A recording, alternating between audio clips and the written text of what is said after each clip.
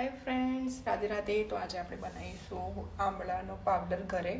કેમ કે તો હું સવારમાં 1 ગ્લાસ ગરમ પાણીમાં આંબળાનો પાવડર નાખીને પીવું છું સવારમાં ઉઠીને તરત જ. તો હવે એ મારે પતી ગયો હતો. આમ તો હું કોઈ વાર બહારથી બી લાવી દઈ છું, કરિયાણા દુકાને મળે જ છે, પણ તો બી આજે આપણે ઘરે બનાવીશું. આંબળા છે, હવે આંબળાને ધોઈ લેવાના છે. ધોઈ પછી જો આવી રીતે રફલી કટ કરી લેવાના છે. રફલી કટ કર્યા પછી એના એક ચોપરમાં નાખી અને મસ્ત નાના નાના ચોપ કરી લેવાના છે. હું બતાવું આગળ કેવી રીતે કરવાનું છે. જુઓ, ચોપરમાં આવા એકદમ નાના નાના ટુકડા કરી લેવાના છે, બરાબર. એના પછી આવી રીતે એના થાળમાં નીકાળી દેવાનું છે. નીચે આપણે પ્લાસ્ટિક પેપર રાખવું હોય તો બી રાખી શકો છો, પણ હું નહીં રાખતી. અને 3 થી 4 દિવસ તમે તડકામાં મૂકજો એટલે બહુ જ સરસ થઈ જશે.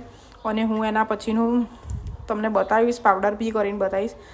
તો જય શ્રી કૃષ્ણ, જય દ્વારકાધીશ.